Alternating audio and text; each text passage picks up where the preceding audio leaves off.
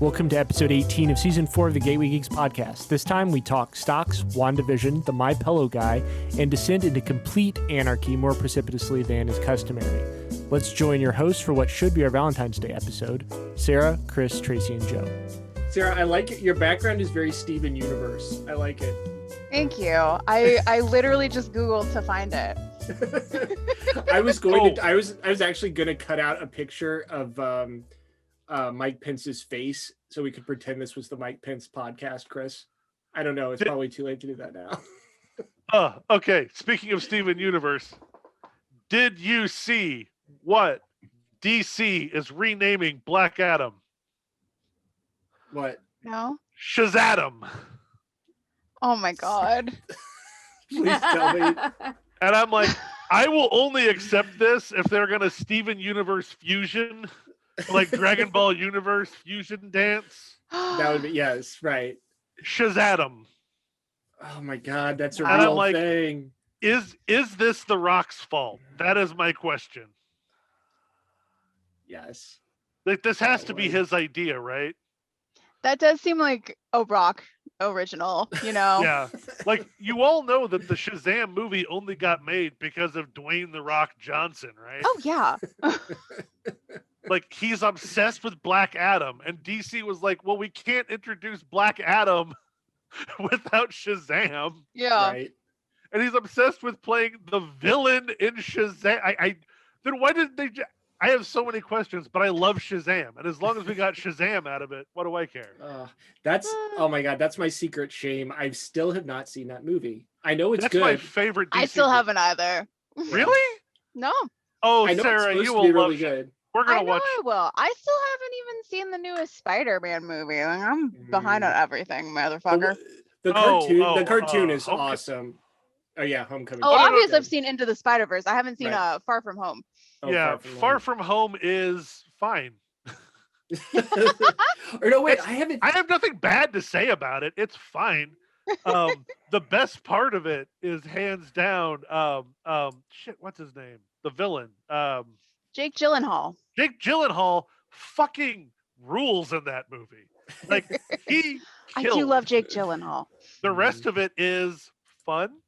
It's fine. Yeah. I've seen it twice. Probably won't watch it again, you know. Mostly because Into the Spider-Verse exists, and I have to watch that every couple of weeks to remind myself what joy feels like. Mm-hmm. Because I legitimately think it might be the best movie ever made. Do you remember when they were when there was like the? So are we going to introduce ourselves, or? Oh yeah, we should start the actual podcast. Yes. Oh yeah. Yeah. Okay. So this is You want us all clap now so you have a break? I'll just do game show host voice at the beginning. That's fine. Welcome to season 18, season 4. Motherfuck! Welcome to season 4, episode 18 of the Gateway Geeks Podcast. I am one of your 4 hosts this time, Joe, and the next person is Chris, who will now introduce himself. I'm Chris. Sarah, introduce yourself. Hi, I'm Sarah Jane Connor. Tracy. Hi, I'm Tracy. Back to you, Joe. Sarah's the only one here with any like media, I don't know, intuition who used her complete name. She's also the Googleable I'm one. a professional, Joe. I say, sitting on the floor of my closet, already a little wine drunk. we need at least one professional here. So this is our Valentine's Day episode, and mostly we're going to be talking about WandaVision, I imagine, right? Yeah.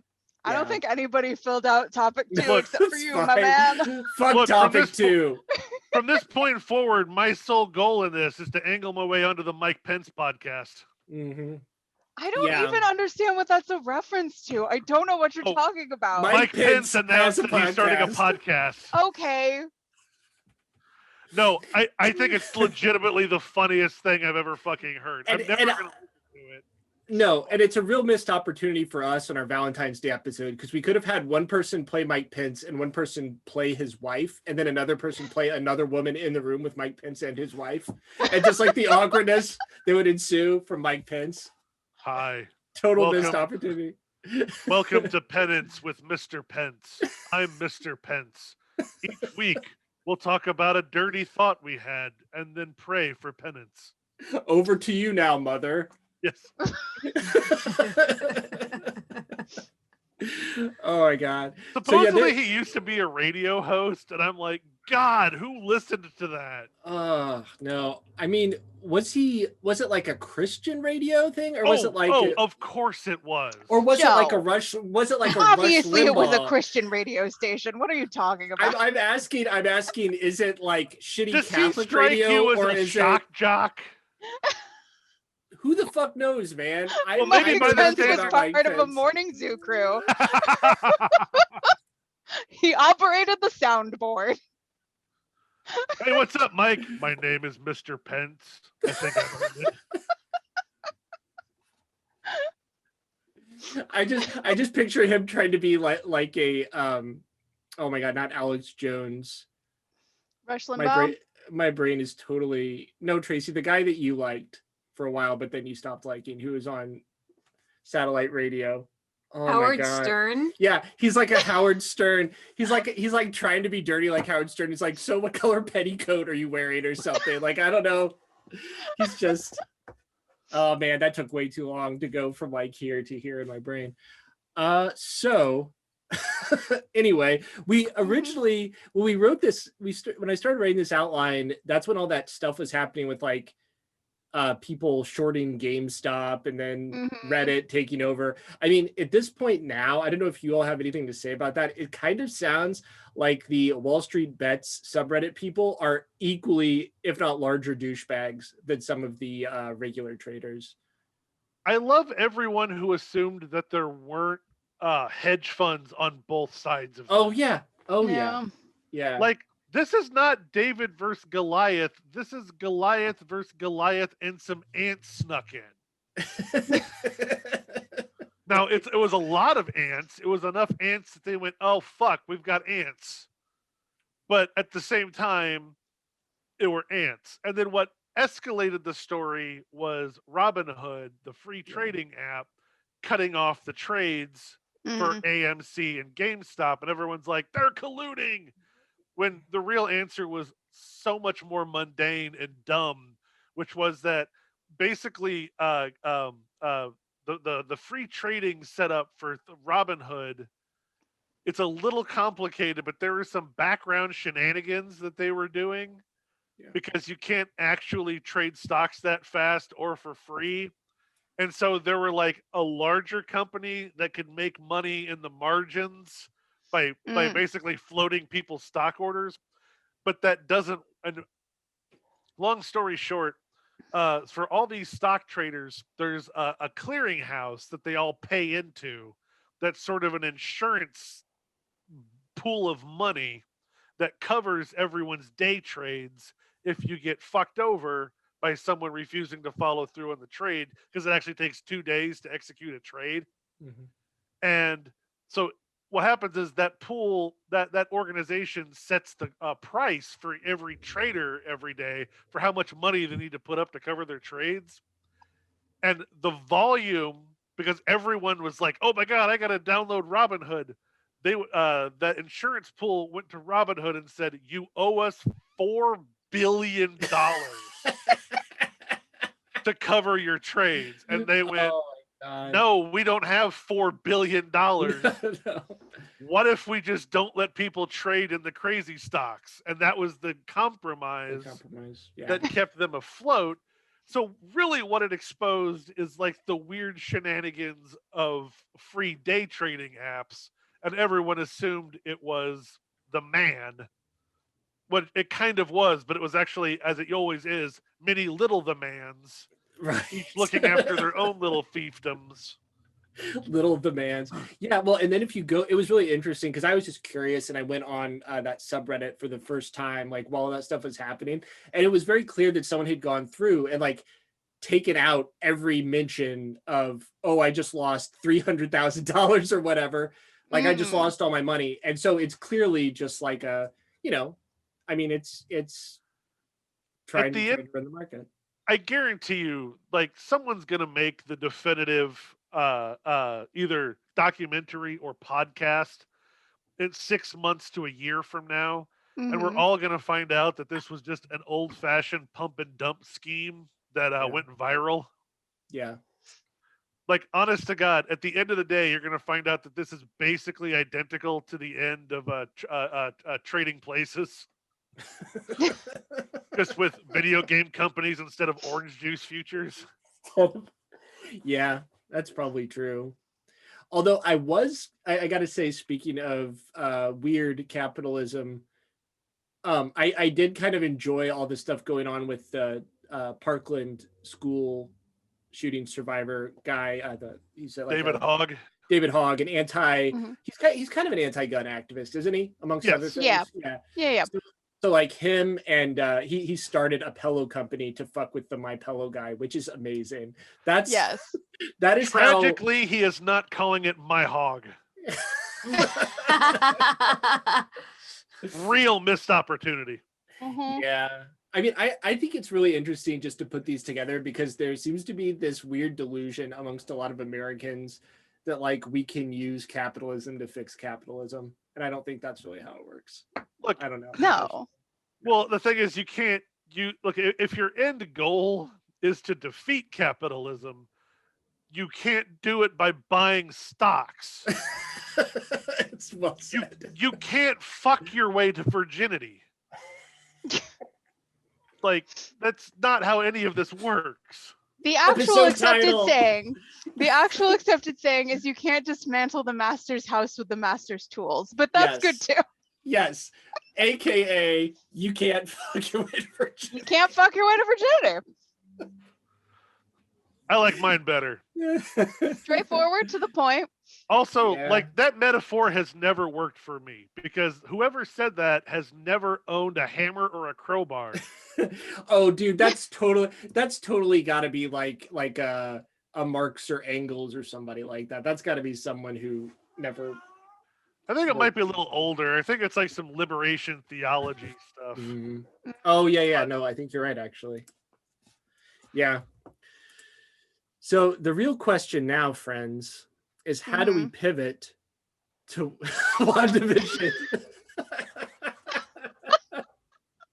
I love using failed non sequiturs as non sequiturs. That's just what we're gonna do from now on. So, here's you mean segues?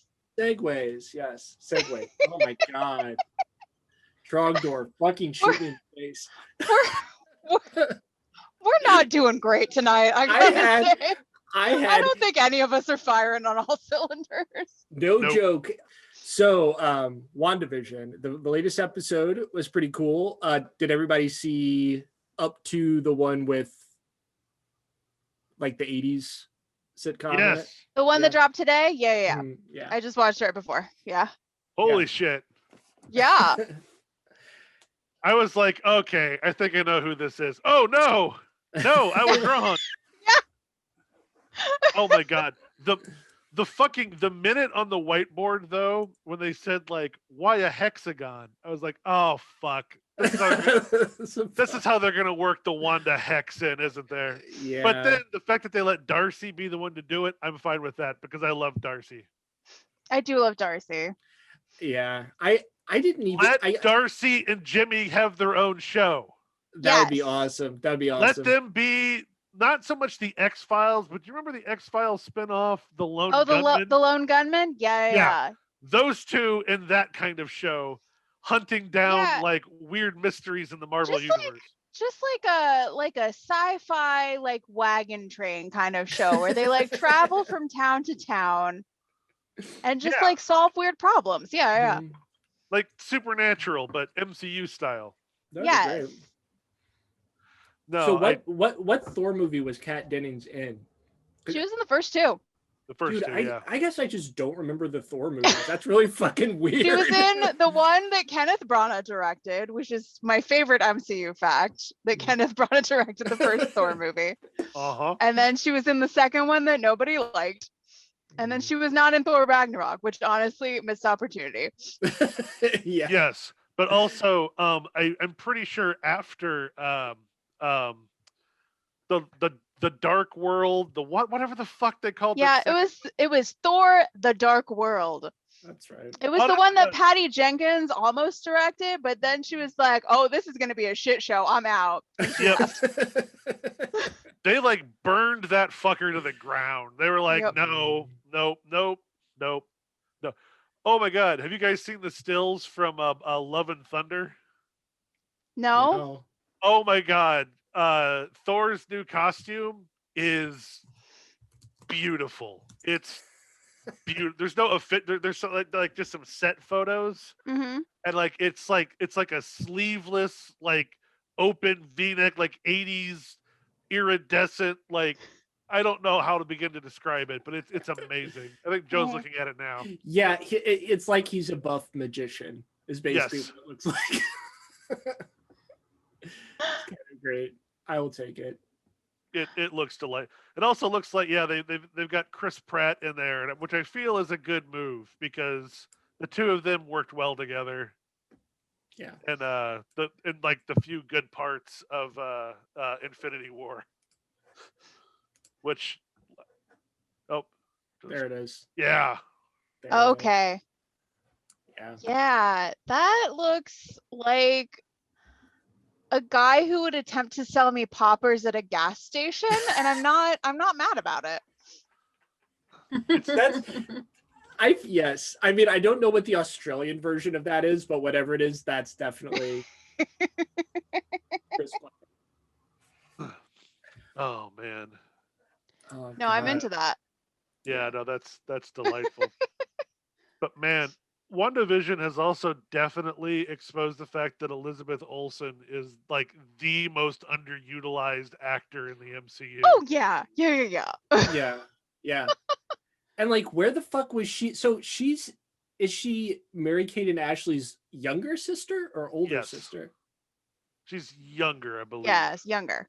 So like, where the fuck was she for the last 15 years or whatever before she was in Marvel stuff? Having like a normal childhood, I guess. I think Mary-Kate and Ashley like subsidized that family. Oh, probably. And then I'm sure. God, they made so much fucking money. Oh my God. Well, yeah, like just even so much goddamn money.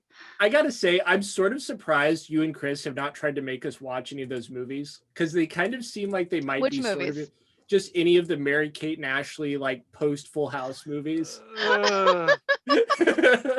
That's not so much our jam. No, that's not really our wheelhouse, our purview. Like we watched an Elizabeth Olsen movie. Mm-hmm. Where she we did. Yeah. Where she was married to Malfoy. She was married to Draco Malfoy. And then was cheating on Malfoy with who was it? God damn it. I can't remember now. It was Oscar Isaac. It was Poe Dameron. Yeah, with Oscar Isaac. Yeah. Sarah texted me one point. She's like, "Oh my God, I found a tragic gothic romance novel with Scarlet Witch and Draco Malfoy and Poe Dameron." It's shockingly boring. It's very boring. You guys, Mary-Kate and Ashley made 5 movies in 2001. Mm-hmm. 5 movies. This is only surprising to you. Where were you? I know. I did not get Some along of us with my were sister. preteen girls at the time, and we're busy watching Billboard Dad. I don't know what you were doing, Joe. It was not. What the fuck were you doing? Why weren't you watching Billboard Dad? I think I saw. Why are you not watching fucking Holiday in the Sun? I did see. Is it Double? No, wait, that's a TV movie. Double Toil and Trouble. I did see that. Yeah. We all watched every teen TV movie in the 90s because there was nothing else to do. What else did you do? Definitely not watching those. So yeah, let's talk a little bit more. I mean, I really thought stylistically this show is interesting. I just really liked, and it's like painfully obvious what they're doing, where that's like each episode is a new era of television. So do you think in the next one she's going to have time to get into the 90s? Like, are we going to see? I don't know what it would even be. Like, what is the 90s? Roseanne. Full House. Oh, Roseanne. I'm thinking Roseanne. Oh, maybe. See, they're going so middle class, like middle of the road. I think it's going to be Full House. Yeah. Could be. I feel like Roseanne is a good one when like everything's falling apart. That's true too, though. Yeah. Yeah. Because like, oh, man, Kat Dennings was just me when that moment when Darcy is like, why do they keep switching eras? This can't just be for my benefit. Yes. See, that's the thing. I was like, oh, this show was targeted specifically at me. Yes. A person who loves garbage and television history. Yeah. I found myself trying to figure out like the houses that they were using. I mean, they definitely do correspond to specific shows almost. Like the one in the 80s almost reminded me of like not Who's the Boss. Oh, what is the one? It did remind me of Who's the Boss. I'll be honest. It was a little Who's the Boss. I think it was probably more Growing Pains. The opening title sequence. It was very Growing Pains. Pains. With high key Growing Pains. Yes, right. Like Growing Pains is the one that had Michael J. Fox in it. Kirk Cameron. What was the one with Michael J. Fox? Family Ties. Family Ties. Yeah, because it was very, I mean, like it was middle class, but the one in the 80s was definitely like upper middle class, I thought. Yeah. Yeah, because it was the 80s, you know. Yeah. Right. Everything was aspirational. We're all. You want to get into like class stratification? Yes. Oh my God. Like obviously they were doing Bewitched in the first one, but the house. No, the first one was Dick Van Dyke. The second one was Bewitched. Yeah, yes. No, the house was so Dick Van Dyke, right down to the angle of the camera that I gasped. I gasped when they opened up, and I'm like, oh my God, that is just Van Dyke. Wasn't there even like a trip over the footstool thing that Vision did in that episode? Something like that, yeah. I think so. Yeah. Oh man, I love the Dick Van Dyke show. That shit still holds up. It does. Yeah, I mean, Mary Tyler Moore. Oh, Mary Tyler Moore is amazing. That's a whole different generation. Yeah. Mary Tyler Moore was on the Dick Van Dyke show. Yeah, right. But I assumed he was referencing the Mary Tyler Moore show. No, I was talking about on the Dick Van Dyke show. Yeah. No, yeah. No, the Mary Tyler Moore show is definitely a better show. Yeah. Mary Tyler Moore show is fucking gold. Like any second of that show still kills. Yeah. It's good. Yeah. Fucking Ed Asner has never not been funny, which is inexplicable. Right? Like you don't look at him and go, that's a funny guy. He is just funny. He's killing it on Twitter right now. I'm not even kidding. I believe you. Twitter and is having like a whole moment. He's having a good time. Is this like a Herman Cain situation? Is he still fucking alive? Yeah, no. Okay. Just much like Herman Cain, he is still alive. The one thing they have in common. Oh my God. Yeah, I didn't realize, and did I talk about Archie's Place last podcast? I think you did. Okay, yeah. Someone talked to me about Archie's Place. It might have been you. I mean, like, how many people can really be talking about that show? I know. I don't think that anyone who is not on this podcast would bring up Archie's Place to me. So I feel like it must have been you. Probably, yeah. I mean, like, the whole point of bringing that up was to say I didn't realize until fairly recently. Like, I knew a bunch of the shows, a bunch of popular sitcoms would like lead into another sitcom. But there are some, I mean, like Dick Van Dyke, Mary Tyler Moore, and what was the one that came from Mary Tyler Moore? Was it Rhoda or Rhoda? Rhoda. Yeah, Rhoda was a spinoff of Mary Tyler Moore. Right. So there's like, and I mean, I guess Mary Tyler Moore wasn't really a spinoff of the Dick Van Dyke show, but no, it wasn't. But yeah, there's a lot of those like little connections. So it kind of. Well, I mean, my personal favorite shoehorned spinoff will forever be when they spun Gomer Pyle off into his own show called Gomer Pyle USMC, where they just had him rejoin the Marine Corps for reasons. Right. Like, Chris, I don't think anybody's seen that show except you. Chris has. I have an encyclopedic knowledge of sitcoms. Leave me alone. my only reference to Gomer Pyle is Full Metal Jacket. Otherwise, I don't think I've seen the show. Who played Gomer Pyle? Oh fuck! I can just look it up. I have the internet. I don't know. You're not going to recognize the name. Why the fuck am I asking? Oh, okay. So yeah, it's Earl Hagen of. Yeah. No, wait. No. No, wait. We should just have a show called Old People Look Shit Jim Up. Neighbors. Jim Neighbors. Thank you. Last appearance 1991. What the fuck? Really? What was he? Where was he? Wait, I have to investigate now. While Chris does that, Chris gets to the bottom of this mystery. I actually really liked the fashion changes. I found that to be like one of the cooler parts. Yeah. The changes, yeah. Yeah, I mean, especially I really enjoyed seeing all the actresses having to like tease the living shit out of their hair. Like in the beginning of Elizabeth Olsen's hair was seriously, it was like this weird Punky Brewster, like I think Catherine Hahn was just wearing a wig. Like I don't. I would hope so. Like otherwise, God bless. Oh my god. Just being able to watch Catherine Hahn every week, I think, is like a worthy, like, reason for this show's existence. Honestly, yes, agreed, totally. God, she was in. Holy shit! In Bad Moms. In 1991, he played Gomer Pyle in a show called Hi, Honey, I'm Home. A 1950s American sitcom family participates in the sitcom relocation program and are transported to the 90s. How have I never seen this? This sounds exactly like something I should know about. What? How do I not know about this already? What the fuck? What? It was one season. Of course it was. Two! There were 2 seasons! What? How are there 2 seasons of this? 91 to 92. What the fuck? Okay, well, 91 to 92 doesn't mean 2 seasons. That could just be like... No, it has 2 seasons listed. Okay. Were they like short seasons? Yes. Okay. The second one's short. Yeah, they're both short.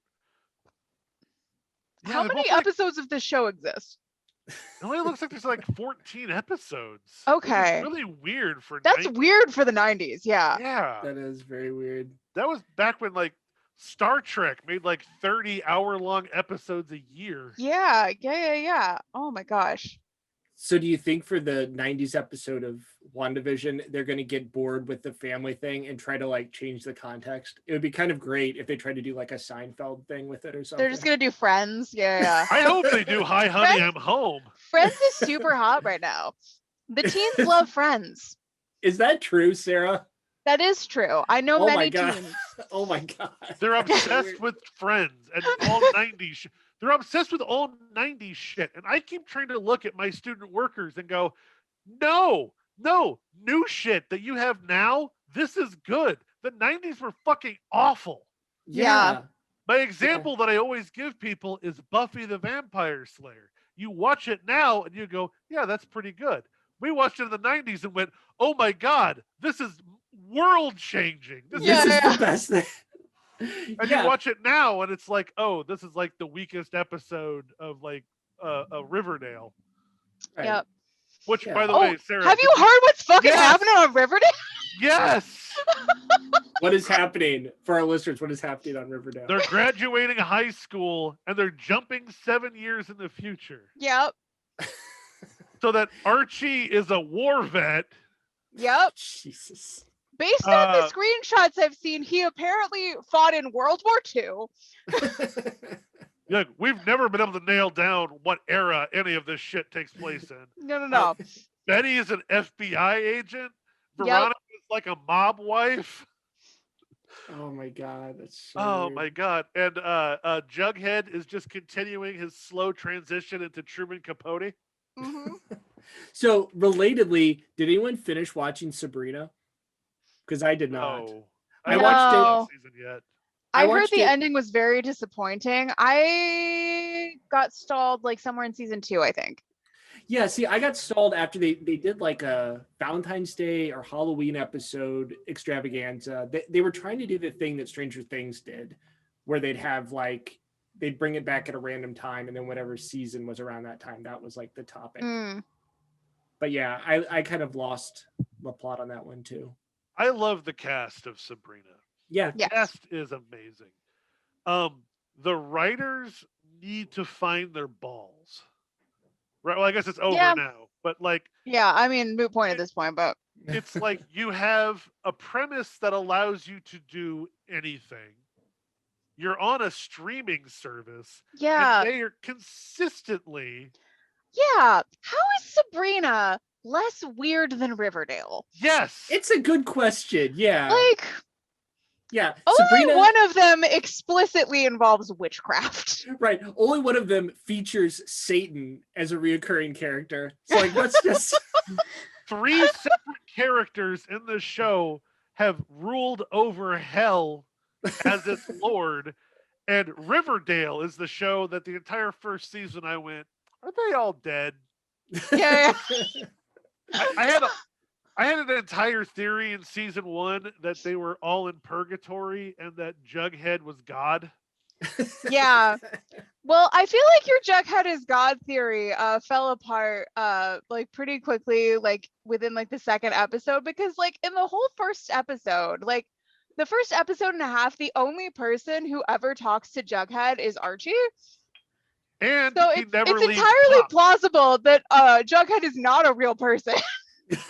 He's just an elaborate figment of Archie's imagination. It's like Fight Club, except with Riverdale. Like every episode, every moment of Riverdale is shot like a dream sequence from another show. Yeah. Like it's a little floaty and a little surreal, and especially Pops. Like every time they're in Pops, I'm like, this is purgatory. How is this not a metaphor for purgatory? And that's the show that makes me constantly think in those lines. And Sabrina, it's just like, hey, the guy that owns the comic shop is a sex demon. Yeah, we're never going to do anything with that. We just wanted you to know, Tracy, we were talking about Sabrina and when we stopped watching. Do you remember when we stopped watching Sabrina? I think she had just like signed over to the dark side, basically. Oh, right. She signed her like blood pact or whatever with the devil. That was like season 1. Maybe we stopped way earlier. Tracy, before you absconded, we were talking about Friends. What is the show that you and I both liked? Was it Living Single? That was basically like what Friends stole? Where Friends just like no. Well, Sex and the City stole Living Single. In the City. Thank you. Sex yeah. and the City. Yeah. Because it's literally 4. It is. Yeah, it's an awesome show, but it's like 4 women living in New York City, like, you know, doing their own thing. So, yeah, they stole it and made it terrible with white actors. That's pretty much what happened. Yep. Friends is explicitly a U.S. remake of a British show. What was it called, Sarah? Oh, really? No, it's not. What are you talking about? Are you talking about Coupling? Because Coupling was a remake of Friends. Okay, no, but wait. That's right. That's right. Coupling came second. That's right. So Coupling's pretty funny. Coupling is really good. Oh, that's right. No, because I remember now. Because Coupling was Friends in the UK, and then someone keeps trying to do Coupling in the US. Yeah, and it never works. No. Like they've shot like 4 different pilots with 4 different casts, and it never goes there. I saw the one that made it to series. It was not good. But I mean, Yikes. yeah. Oh, no, I remember that because John Krasinski in his Office audition said to Greg Daniels, who he did not realize was Greg Daniels when he had this conversation, that he was worried that the show was going to be just a terrible American version of a really good British show, like the American version of Coupling, and he still got hired. So wow. I figured out where my misconception about Friends came from. I'm sharing my screen again. Did you all hear about this? It's David Schwimmer being a dipshit. Basically. It's like stupid Twitter drama. I just remember it for some reason. Yeah. Like, what if the other, I feel like, like Queen Latifah has obviously done a lot of other stuff. And I feel like I've seen the woman who plays like the character on the right here, but I can't think of other things I've seen the woman who plays the lawyer character and the woman who plays like the woman who plays the lawyer, the woman who plays Maxine, that actress was on Bosch. She played the police chief's wife. Oh, yeah. You're right. It almost kind of has like wait. As the actual middle-aged dad here, how am I the one who didn't watch Bosch? Yeah, I didn't watch Bosch either. That show was exclusively made for middle-aged fathers. Oh yes, we watched all of it. We watched all of it. My dad loves Bosch. He tries to get me to watch it all the time. In my defense, it was during cancer recovery. That's my defense. Sure. But no, it's not. It's not. I liked it. It's fine. I liked it. I mean, like, okay, so for people who don't know who are listening, it's basically just like a detective show, but Bosch is like, he does this really weird, like he's trying to be James Dean, but he's kind of like toady looking, so it doesn't work. It's very distracting. Like he does the thing where he cocks his head and he like stares into the camera. And he does it all the fucking time, and it drives me insane. But is he ambiguously bisexual? No, I don't think no, well then he's not James Dean. No, they're trying to do like I've seen like enough like videos of it that it's clear they're trying to do like a modern Raymond Chandler thing with it. Yes. Okay. Yes. They're trying to do like what is the guy from CSI Miami? Is that David Caruso? Yeah. Is that the right name? Like the thing he always does where he like pauses and then, or the thing that the sunglasses, the sunglasses. We're all familiar with memes, Joe. Yes. Or the thing that Vincent D'Onofrio does in all the Law and Order episodes where he's like, it's supposed to be that he's deducing, I guess. Pensive and Criminal Intent was supposed to be Law and Order Sherlock. Right. And like it kind he's of discovering the intent of the criminals. Yes. Like they even have a Moriarty character, this woman that would pop up, and like I watched the first season and I was like, wasn't it Aubrey Plaza? I think it was. No, I think it was. I'm looking this up. Keep talking. This cannot possibly be true. I think it was. Oh Joe, no, fuck! I'm thinking of Criminal Minds. In Criminal Minds, Aubrey Plaza is like the Moriarty character to like the one young skinny doctor guy. No, she totally is. She's not in. What are you talking about, Joe? What is happening? Aubrey Plaza in Criminal Minds. Criminal Minds is the show that's got like the little skinny doctor guy, and they fly around on the airplane and they solve crimes. When is Aubrey Plaza in that show, though? She is. Look it up, Tracy. You have a computer in front of you. She fucking I watched is. a lot of that show, and she's definitely not a recurring character. Then you're about to be real embarrassed. He's not wrong. I'm not. What the fuck? I'm not. I guess I've never watched that season. I watch all television looking for Aubrey Plaza at all times. So that's why I know. Plaza portrayed prolific, psychopathic serial killer and hitwoman Kat Adams. Yeah. Okay. In one episode. That's one thing, though. No, she's in several episodes because she comes back. Reprised the role in the 2-part season 12 finale. God, she's like, why did Criminal Minds have so many goddamn seasons? Oh my God. It was on forever. I have a great image that I have to share for our viewers of her as Moriarty. Yes. Well, because she ended up and killed like the little skinny guy's like big love interest, I think. Well, and she got him like thrown in prison. You know, there's so many crime shows that I have never actively watched, and yet I know like entire seasons worth of them. Like where it's always just been me like fucking around on my laptop with it playing in the background, and I've somehow seen like 5 seasons of this show. Talking about Aubrey Plaza killing it in a killer role. Did you ever see Legion? I didn't watch Legion. Oh, no. Like the show's very good, and it's very, very original. she is playing a character that was written for a middle-aged man.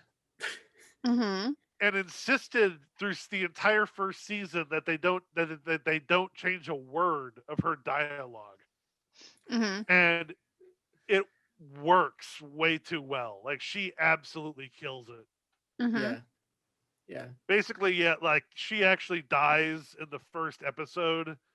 Like, I'm not giving anything away. This is all, like, practically in the trailer. Dies in the first episode, and then, like, the sort of, like, demon / her soul half-breed becomes the primary antagonist. And it's very good, and she's the best part of it. She's had a very storied television career. Yeah, it's true. That does give us a chance to segue into romances if you still wanted to do that. Do we have anything to say? I don't know that we do. Okay, the only thing that we have written down here that I will just say is Tracy and I were watching the new Roseanne, and y'all know that who the fuck plays Peg Bundy? I love her, but I can never remember her fucking Katie name. Senegal. Yeah. Thank you. What the fuck, Joe? I know. She's like Dan's new girlfriend. Mm. And it actually works pretty well. Like, yeah, I do that. I do love Katie Segal. Yeah, Katie Segal can do anything. Man, all of the shows are breaching into the Fox universe. They are. It's the Fox sitcom cinematic universe. Well, also referencing WandaVision. See, I thought it would be great if Dan and Katie Segal had actually just killed Al Bundy and Roseanne and like decided to shack up after they did it. They could be like a little murder mystery thing. I would be into that. Yeah, we missed how they got together, which I think that episode was bound to have been very interesting. Like how they explained why Roseanne is gone. Look, I haven't touched any of the reboot because it's just been... That's not entirely true. I turned on the cold open of one episode of the Roseanne relaunch, and I don't remember exactly what it was, but they were shitting on an all-black sitcom, as it was beginning, and I'm like, okay, all right, Roseanne's still in the captain's chair, is she? I'm out. Awesome. Yeah. Oh, good. Like, let's just take a slight moment to remember that Roseanne, the original show Roseanne, especially those first couple seasons, was a groundbreaking feminist blue-collar television series. Yeah. Mm-hmm. That had the small problem of being helmed by a woman who increasingly became unmoored from reality as the years went on. Yeah. I do love people telling stories about how, like, the only reason anyone knows who Arnold. What's his name? Tom Arnold. Tom Arnold, yeah. Tom Arnold exists in our reality because of her. Like, she showed up to set one day and is like, this is my new boyfriend, he's a writer. And the writers were all like, he sucks. And then she fired almost all the writers and said, okay, he's the head writer. And the actors were like, this guy sucks. What are you doing? Well, he's on the show now. He's an actor too. Yeah. Yep. And then that didn't really end well for either. I guess it ended well for Tom Arnold because like his entire career is built on that. Yeah. So are the two best actors to come off of that show then John Goodman and Sarah Gilbert? Yes. Yeah. Yeah. That's kind of, that's Laurie Metcalf. Laurie Metcalf, yes. Yeah. Of course, Oh, yeah. We have to shout out Laurie Metcalf from Edwardsville, of course. Local legend Laurie Metcalf. Yeah. Hell yeah, Yes. Laurie Metcalf. Well, and she's such a great supporting actress too, because like she owns that role. Has she been doing She's so stuff on good. stage? Yeah, she's so good. I nearly watched one episode of Young Sheldon, but I stopped myself. Oh God. That's too fucking far. Let's talk about that fucking show for a second. I fucking hate Why? Why? Have any of us watched it even? What's there to fucking talk about? Did you watch Young Sheldon, Joe? No. Joe. Joe watched Young Joseph? Sheldon. Admit it. Joseph. My mom fucking loved. There's not Young Sheldon. What the fuck is the show? I can't remember the name. Theory. The Big Bang Theory. Everybody's mom loved Big Bang Theory. And she kept... Listen, I'll cop to it. I have watched a fair amount of The Big Bang Theory because I was in a dark place at one point in my life. I watched a lot of the first season because I'm like, everyone's talking about this show. And I'm watching it, and I'm watching it, and I watched like 3 episodes, and I'm like, someone tell a joke! Yeah. Someone tell one joke. They reference a thing and the audience laughs. And I'm like, they're just laughing to cover up the fact you don't understand what they said. Right. Well, right. And it's very embarrassing for a contemporary show to have a laugh track. Like, it's just very hard. Did WandaVision I think that's fine. WandaVision does have a laugh track. That's a live studio audience, my man. WandaVision has a live studio audience. Throughout, oh wow. Not through all of it, obviously. When they like the first couple episodes, though, when they're pretty linear, yeah, they had an honest to God real live studio audience, and everyone in that audience was NDA'd out the fuck because they filmed it like 2 years ago or some crazy shit. Mm-hmm. Yeah. No, laugh track is fine. I mean, I guess it does still need to be funny, though. That's really the problem. Yeah. I mean, that's a given. We missed our opportunity, by the way. Oh my God, Joe coming in hot with the hot takes. Sitcoms should be funny. I mean, ideally, we missed our opportunity to use the guy who played David in Roseanne to transition to talking about Big Bang Theory. I just want to throw that out there. That could have been our transition. God. I mean, we're not really supposed to be talking about the Big Bang Theory. Let's not. What is this episode? We're so off the rails. It's stream of consciousness. This episode is fucking stream of consciousness. It's fine. The fucking William Burroughs novel up in this bitch this week? Yeah. Let's go Mrs. Dalloway. Let's do it. Why not? The name of the episode is just Howl. Just fucking lean into it. God. Yeah, no, I hate the fucking beats. Fuck the beats. Totally. No, I did think of you, Sarah, that the WandaVision needle drop at the end of the was it the 4th episode when it's the third with Daydream Believer? Yeah. Specifically for me, baby. Sarah, that whole episode was a better episode of the Monkees than the Monkees ever made. Okay. Let's take that back. Have we talked about the fact that I'm a Monkey super fan on this podcast before? No. Sarah is like an expert on all things the Monkees. I love the Monkees. That's just a fact about me. Sarah is the reason I've seen the movie Head, and I'm still angry about it. He is. That was the maddest he'd ever been at me until I made him watch Man of Steel. And like, honestly, I'll take that. Man of Steel was bad. Man of Steel is worse than Head, but like not by enough. Okay. No, Head is so far up its own ass. Like, oh my God. It came out in 1968. What do you want? Every movie was up its own ass in 1968. That movie would have been more honest if they had just stood in a circle and literally jerked off. Came out in 1968. I mean, close to the Summer of Love. So, anyway. No. Somewhere there's an entire video of me yelling about the movie Head and how much I fucking hate it. No, we didn't record that one. You just yelled at me in your living room. Oh, that's right. That's right. We did record an episode on the TV movie Monkeys biopic where I got really angry and you were just like staring off into the middle distance because it was like right after you got like your like cancer screening. It was like in the midst of your fuck, cancer that's scare. right. I was waiting to find out if I was dying. Yeah. And we were watching this made-for-TV biopic. And the only thing I truly remember about it is that one, it starred the guy who was the sheriff on Eureka. And I guess I didn't watch Eureka. And 2 was the guy doing the truly awful Jack Nicholson impression. Oh yeah. Because believe it or not, Jack Nicholson is the actual person. Jack Nicholson is an integral character in the history of the Monkees. Yes. What? Jack Nicholson wrote the screenplay for Head. Jack Nicholson is a crucial figure in the Monkees history. So what percentage of television from the last 60 years was composed under the influence of cocaine?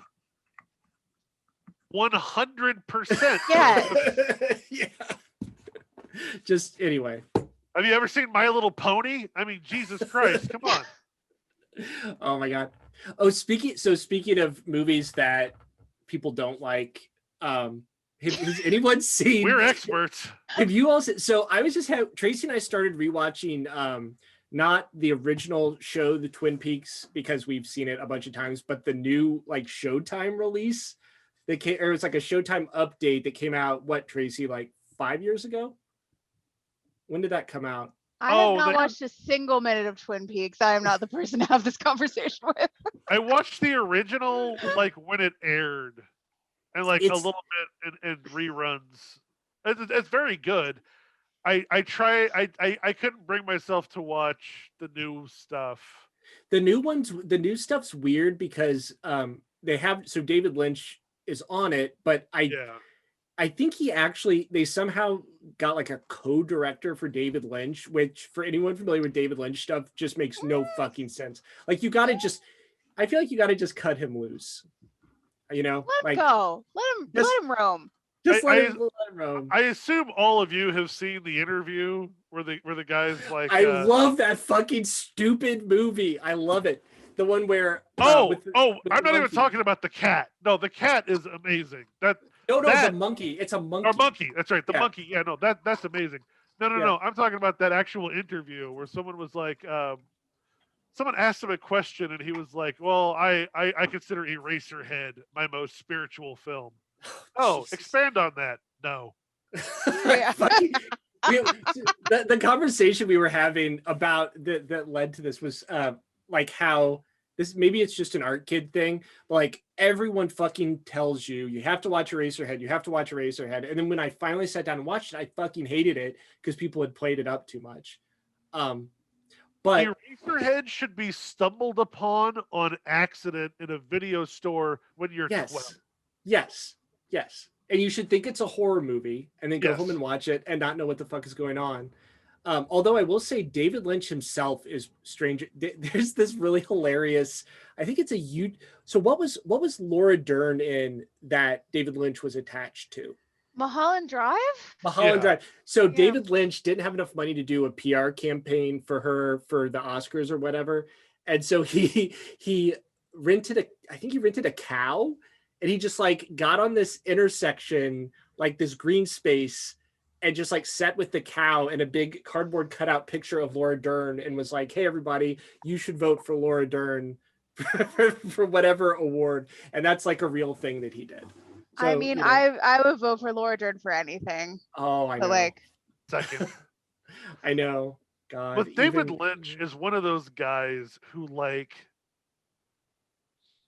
part of me always wants to question what's artifice and what is just him being weird. And another part of me is like, I don't actually know that there's a difference. No. I think at this point there's a lot of people where I'm like, how much of this is just affectation? Yeah. Like, are you genuinely this weird? Or is this like a bit? Like, the thing I will forever, like, you know, it is no mystery to anyone who knows me.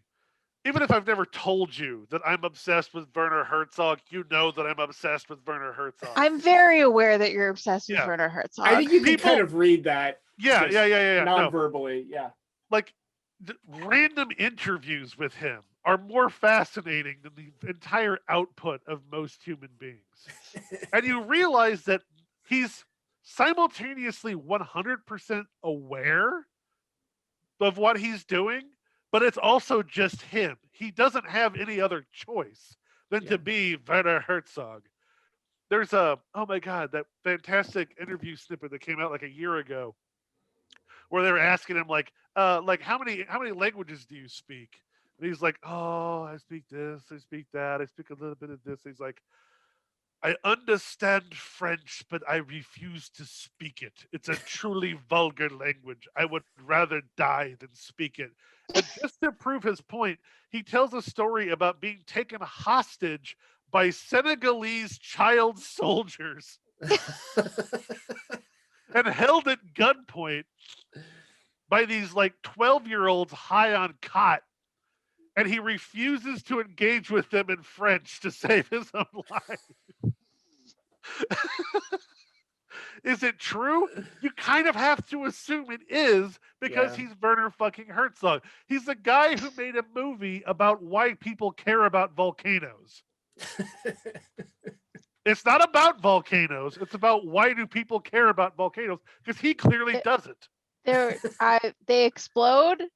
That was like dramatic. I think that's I don't know. I think why people care about volcanoes is pretty self-explanatory, Werner Herzog. Yeah, fire. Yes. Look, this is the guy who asked a penguin naturalist if penguins can succumb to madness. Look it up. It's one of the greatest. In my heart, I know that they can. There's just this moment where like they're talking about how some penguins will wander off into the interior of Antarctica and just die. And there's nothing you can do to stop them. And he's looking at this. What a mood. And he's looking at this biologist, totally serious face, and just goes, "Is it possible they succumb to madness?" I'm sorry? Is it possible that they look around the white void full of the bodies of their dead which never decompose and realize the meaninglessness, the thin membrane between life and death, and choose to embrace death?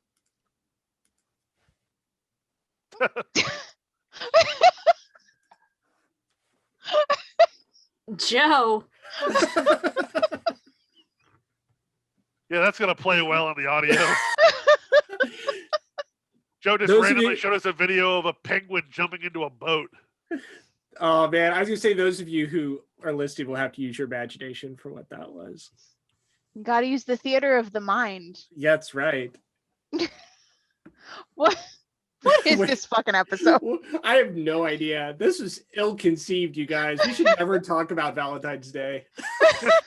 We haven't. Just throw it out there. Yeah, when did we start talking about Valentine's Day, Joe? When did that happen? Listen, Tracy, you're chiming in just to fuck with me. This is the second time. Okay, don't yell at Tracy because you can't make an actual Valentine's Day episode, Joseph. Take responsibility for your own failings. Everybody just throw it out there. What's your favorite romance? Oh, yeah, there we go. I don't know. I like Amelie. Amelie is very good. Yes. Amelie? I like her. Yes. Agreed. I love the soundtrack. Yeah. Is that the second week in a row that we've just referenced my brother yes. take on Amelie?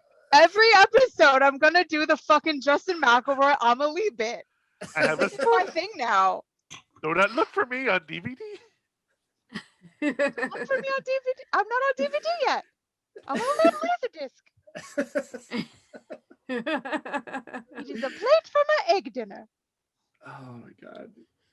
Yeah, I mean, I think I've seen a lot of Meg Ryan movies, I have to say. Yes, you were alive in the 90s. We all saw a lot of Meg Ryan movies, yes. Joseph. And what is your favorite Meg Ryan movie? Ooh, that's a good question. Tracy, I imagine, has never seen a Meg Ryan movie, actually. Have you, Tracy? I've seen plenty of Meg Ryan movies. Okay. Yeah. I like the one where she plays a raging alcoholic and she like yells out the window, like, "It's 2 a.m. I'm trying to have sex." Like, I don't know. That one. Anyway. What the fuck? That's not a Meg Ryan movie. No, it is. I've seen it. Is that in the cut?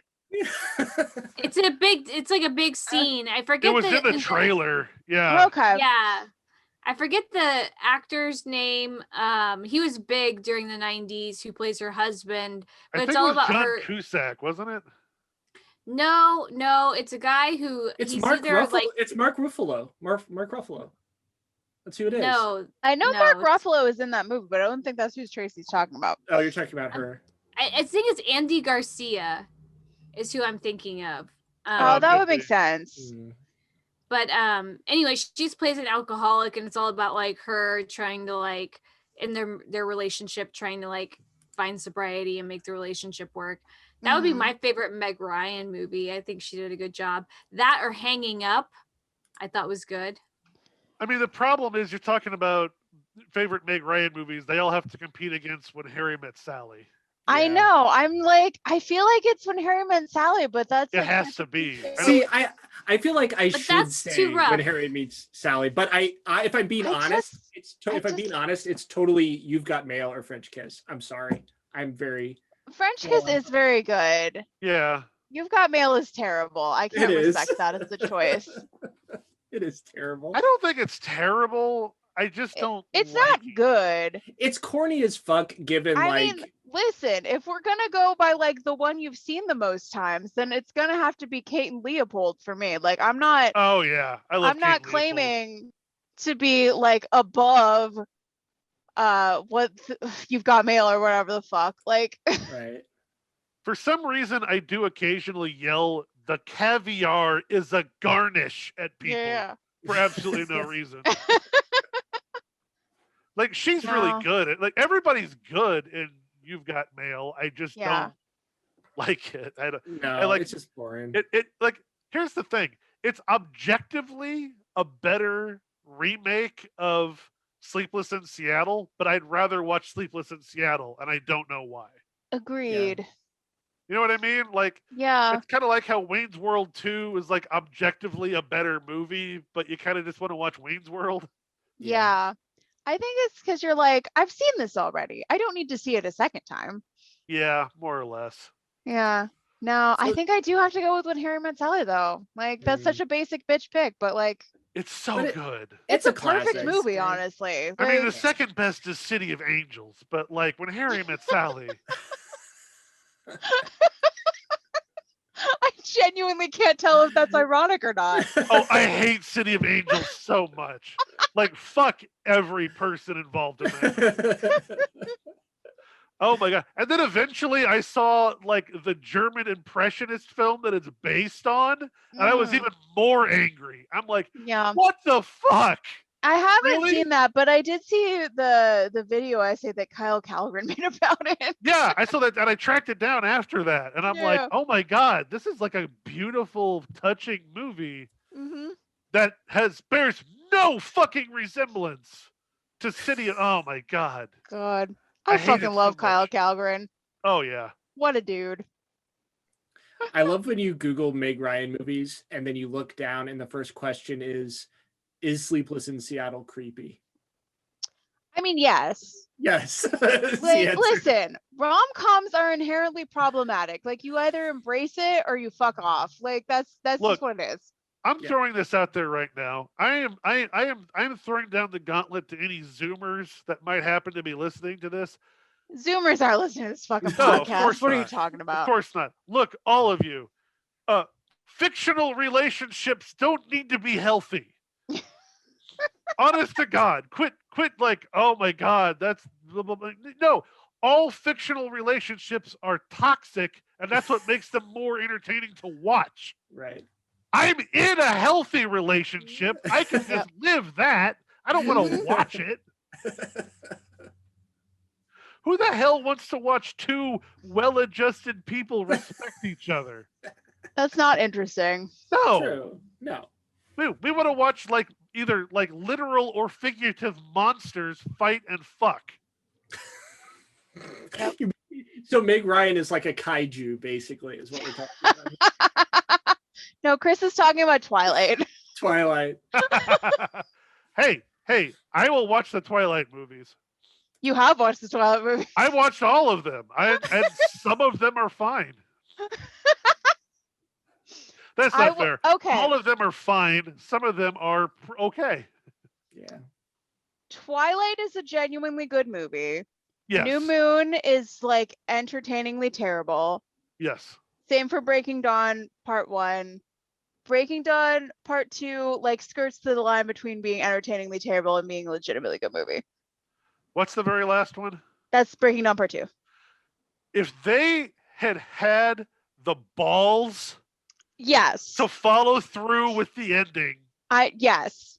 I would personally have the thing joined about all the Twilight movies is that they were chained to their terrible source material, and there was only so much that they could do about that. Joe, okay. Oh my God. It means nothing if you haven't watched all these movies leading up to it, which we'll never do. The very last movie completely throws this complete curveball, right? It does. Yeah. That ends with they crack open the earth and bring about Armageddon. and you watch almost all of these characters die in horrifying ways. And then you find out it's a dream sequence. Oh my fucking God. Yep. They pull out at the last minute and it's like, no. Yep. Why? I'm sitting next to Sarah going, holy shit, what? Yeah. This is amazing. This is fantastic. Oh, fuck me. Not even a fuck you. It's a fuck me. Yeah. Like, no, what is Fuck this? me for trusting you. Yeah. Oh my God. Elle Fanning is out there like ripping dudes' heads off in each It's hand. Dakota Fanning. You can't Dakota even. Fanning, sorry. Don't even know the right Fanning. Come on. Get it together. I can't find my Fanning with both hands. Well, this episode has been a delightful train wreck. So thank you everyone for participating. Hey, I'm just throwing it out there. My favorite romance, because I'm the ultimate basic bitch, it's still the 1995 Pride and Prejudice miniseries. It's only like 6 hours long. It's fine. You just go through it in an evening. Yeah. It's okay if you're a basic bitch. Yeah. You are the one straight person on this podcast tonight. That's true, Chris. I am the token. You gotta straight represent. guy. You gotta represent. And obviously, we already talked about Bridgerton. I loved it. I thought it was great. Yes, we should have saved Bridgerton. That's a good point. That may have been what derailed it. Holy crap! Let me tell you. Like you said, I still haven't watched Bridgerton. What's that? I still haven't watched Bridgerton. Oh, I will like it. I just haven't gotten to it yet. My brain Sarah, cannot handle narrative at the moment. Fair. There is an ass in that show that is the platonic ideal of an ass. Now it is a guy's ass, which isn't normally our deal. But let me tell you, I have to respect. I get it. I mean, no, listen.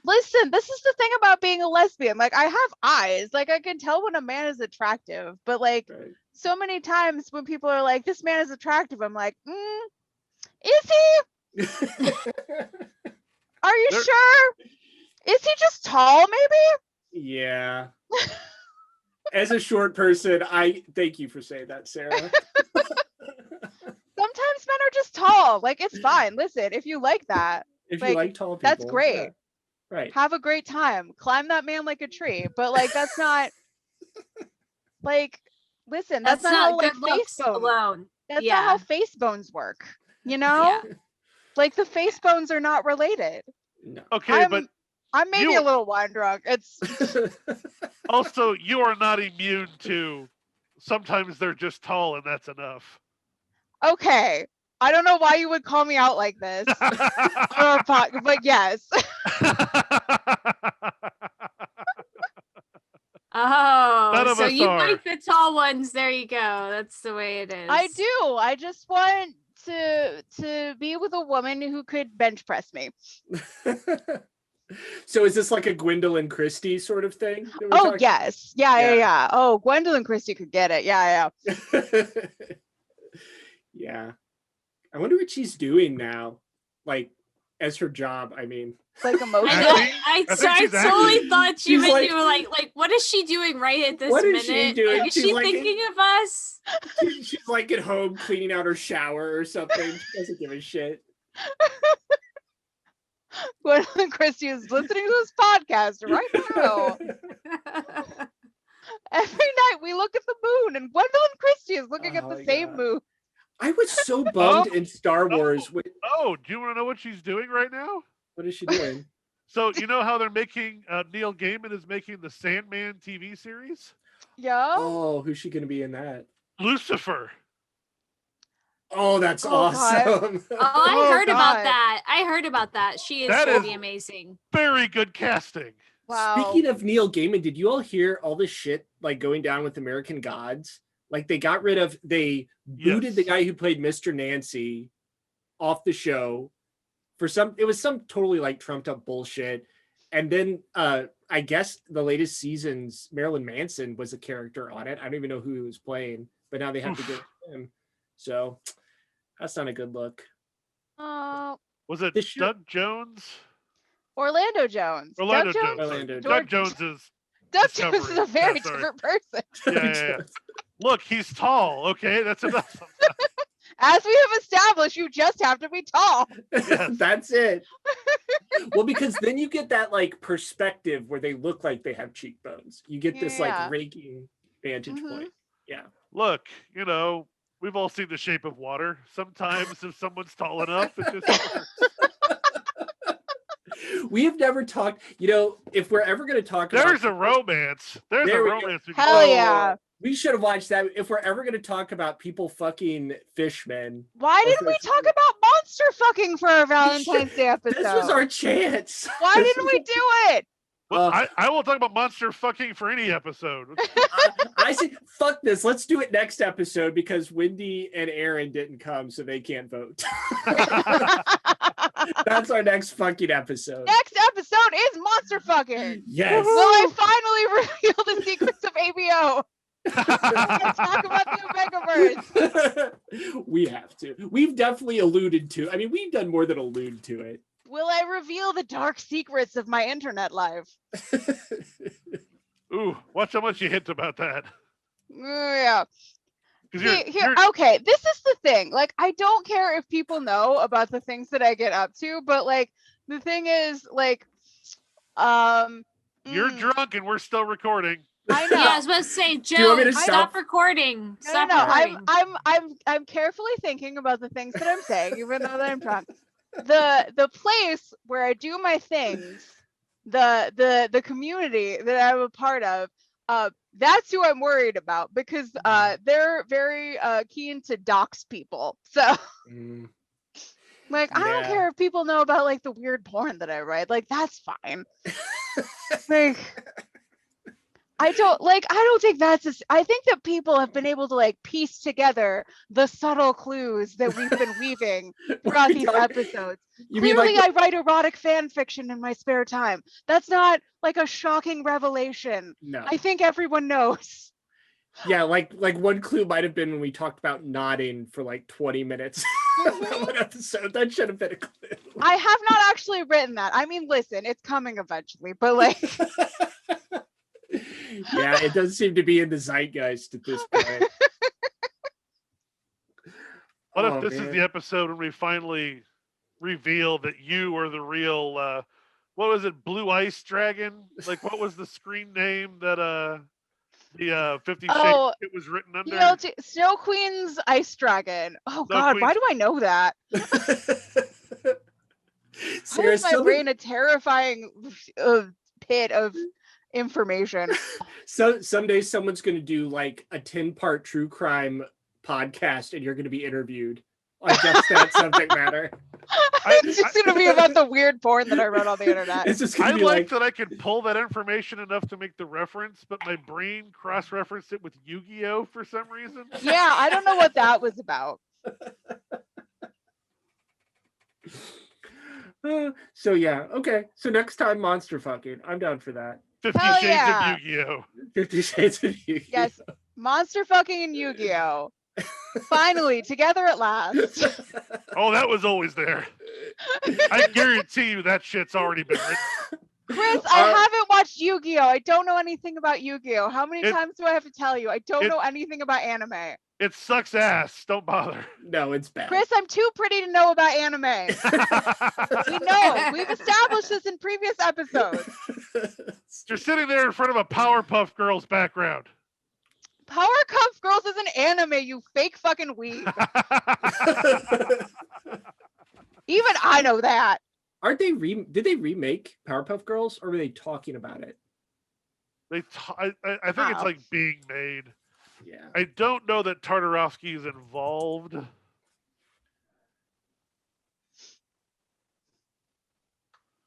I liked all his shows. Who didn't? Yeah. Yeah. Oh yeah. Oh, have you watched Primal at all? I watched. Is it just that one episode, or are there multiple episodes? I don't know. I'm asking you because I haven't watched it yet. No, I just watched the first episode. I mean, it's very Samurai Jack. I guess there was a 2016 Powerpuff Girls revival.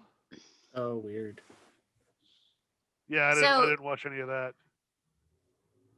So, Sarah, what have you been watching if you've not been watching Bridgerton or anything narrative? Oh, I have been watching a lot of YouTube, and I started re-listening to The Adventure Zone because my anxiety has been going fucking crazy this week. And so when that happens, I just re-listen to The Adventure Zone balance arc. What's that? What keeps me around. Oh, The Adventure Zone is an actual play Dungeons and Dragons podcast that the McElroy brothers and their dad do. They're the my brother and me guys. Okay. Yeah, like they're like big podcasting dudes. It's just like the first episodes are about like dick jokes and not knowing how to play Dungeons and Dragons, and then at some point you cry. Like that's just the arc of The Adventure Zone. Yeah, it gets really, really good, like shockingly so, to the point where it's actually like I think it's a little bit stalled with COVID. It's being developed as an animated series for Peacock. Yeah. Oh, that's cool. Really? Yeah. Wow. Mm-hmm. There's graphic novels based on it now. I've read the first 2. I think they're very good. Oh wow. Awesome. Sarah, this recommendation is specifically for you. I realize I haven't told you about it. Mm-hmm. So there's a really good podcast called Reply All. I know Reply All. Yeah. Right. Okay. Do you listen? Have you listened to the new episode yet? No, I'm a very casual Reply All listener. So they've started a mini series. Mm-hmm. Let's see if I can figure out who is. They've turned over the whole thing to. I can't remember. Oh, I'm terrible. I can't remember the details of who's actually doing it. They're doing like a 5-part deep dive into the background information, the work environment, and eventual implosion of Bon Appetit. Ooh, that is very relevant to my interests. Told exclusively from the perspective of the minority employees that got fucked over. Hell yeah. Yes. I want to listen to that very much. Thank you for telling me. First one's already out, and I'm like, oh my God. Like, I was listening to it at work, and I got nothing done for an hour. Yeah. Like, I was like, oh, fuck. Oh, dish. Oh, here we go. Have you watched Jamie Loftus's and Maggie Mae Fish's new show? Yes. That they're doing together. SCC. SSCC, I want to say. Damn it. Yeah. It's really good. Oh my God. There's only one episode of it so far, but it's very funny. It's SSCC. Mm-hmm. Even they don't know what that stands for. Yeah. The whole bit is that it's like 2 custodians of a post-apocalyptic sandals resort in Michigan. Very crucial. And everyone has undergone a government-mandated lobotomy, and their job is supposed to be to review legacy media to determine what should be kept as training material for the coming revolution. Yeah. The first episode is about Star Wars. No, it's about Star Warm. Yes. This sounds amazing. This sounds like really amazing. Yeah. Which they watch by having it beamed directly into their brain, and then they discuss its merits with the AI that they cohabitate with. So wait, is it like a Mystery Science Theater thing? Not really. It's more like a video essay thing. Okay. Yeah. But like it's a level of chaos combined with a level of intelligence that can only come from Maggie Mae Fish, and Jamie Loftus. Yeah. Two of my favorite human beings. Who also, another quick plug, Jamie Loftus just finished up 10-part podcast series on Lolita. Oh, yeah, that was super good. What? Yeah. She starts with the novel and then just breaks down its cultural impact through the movies and everything. Yeah. And it's so good. And it's amazing. It's phenomenal. Oh my God. You guys are so good for recommendations. Mm-hmm. It's very, yeah. I gotta say, like, it's really nice because we have, I don't know if I would even say related tastes, but we have like compatible tastes, but we're in different lanes. So it's nice to like, I think that really works out. No. Also, if you haven't listened to Jamie Loftus's, she does these like limited run podcast series. Mm-hmm. And she did an amazing one like 2 years ago called My Year in Mensa. Yeah. Oh, yeah. It's like an expose thing, right? Yeah. It started I've as like a thing. Yeah, she started it as like a goof for an article, and then just like chronicled the year she spent living with, going to conventions and being harassed by some of the most insufferable dickweeds. As much, you know what? That is the only complaint I have about Gina Davis. Everything else I love about Gina Davis, but her Mensa shit, just being a member of Mensa. I don't know. Well, and the thing about Jamie Loftus too is that she is genuinely one of the funniest human beings alive. Mm-hmm. And she's also an incredibly deeply empathetic human being, and she's a trained journalist. Mm-hmm. Yeah. So she's one of those people where it's like, especially like with the Lolita thing, there's no one else that I would trust to tell that story, right? Yeah. If literally anyone else was like, hey, I'm going to talk about Lolita for 10 hours, I'd be like, oh, fuck, no. But like she straddles that line between heartbreak and hilarity just permanently as a human being. Yeah. Jamie Loftus is amazing. Yeah. Like she is a deeply, oh my God, just look up anything she's ever done on YouTube. There's an amazing series she did where it was like her in a lockdown bunker. I haven't seen that one. Oh my God. It's a whole series of them that I don't even know how to begin to describe, but they're very, very Jamie Loftus. She did another. I love her. And Maggie Mae Fish is also amazing. Maggie Mae Fish has been doing YouTube like video essays on film for like, I don't know, 3 or 4 years now. She's incredible. Yeah, they're both cracked refugees. Yes. That's where I discovered Maggie Mae Fish. Yeah, and Maggie Mae Fish, she did a little more on screen. Yeah, she got onto Cracked like maybe a year before video imploded over there, which like I'm still so sad about. Yeah. Cracked video was so good. Like I know it's like a giant conglomerate of media, but like it's very corporate. But like, listen, it was really good. Like, honest to God, when Cracked and then College Humor died, and it's like, God, there is no place for long form sketch left on the internet. I know, God. And even short term sketches dying because Upright Citizens Brigade is just slowly imploding one theater at a time. Yeah. Which, like, that's a whole other ball of wax that we could talk about. That, man, okay. As a person who deeply loves sketch comedy and cults, I know a lot about the Upright Citizens Brigade, which is undeniably a cult. Oh, yeah.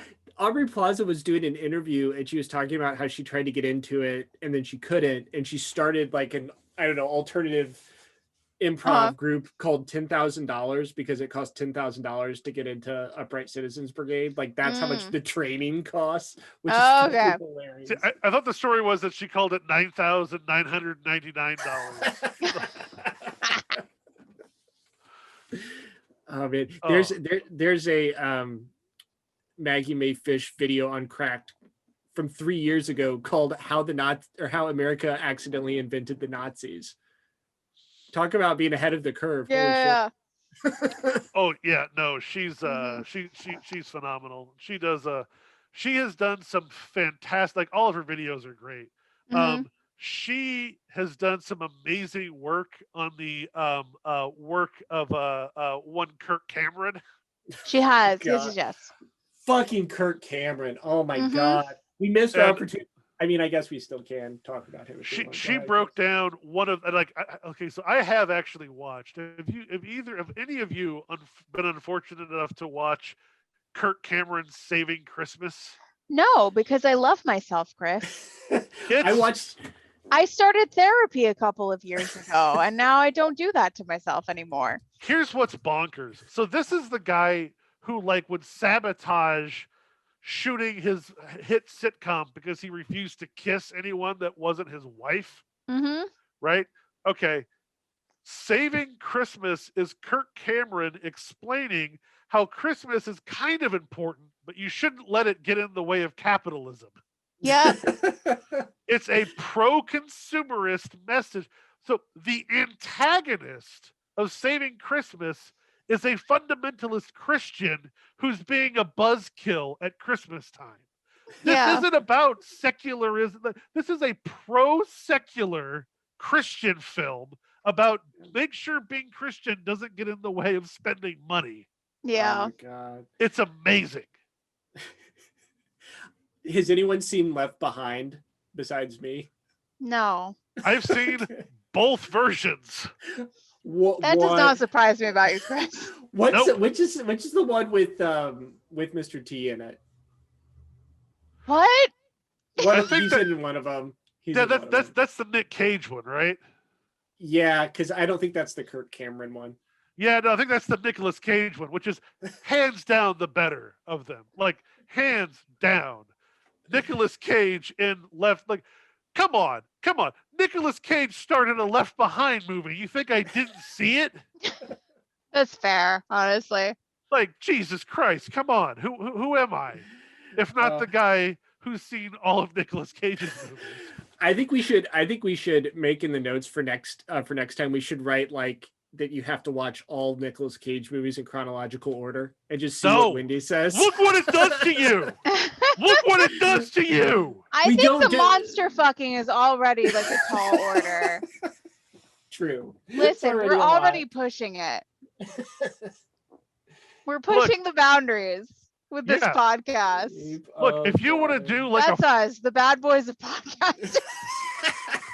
Man, if you want to do a 4-hour podcast just on Face Off, sure. Look, I'm down, but no one's going to listen to it. I can't believe anyone listens to this podcast. Look, I'm working on it. I try to sabotage it every week, and people keep tuning in. Well, that's a great place for me to stop recording. Fuck off, everyone. Bye. See you in hell. That's it for Season 4, Episode 18 of the Gateway Geeks Podcast. Welcome to Mike Pence's Valentine's Day episode. Thanks for listening, and don't forget, we're now on Spotify as well as Apple Podcasts. This episode was with Sarah Jane Connor, Chris Knetzer, Tracy Gomillion, Joe Colburn. It's edited by Joe Colburn and produced by Chris and Joe.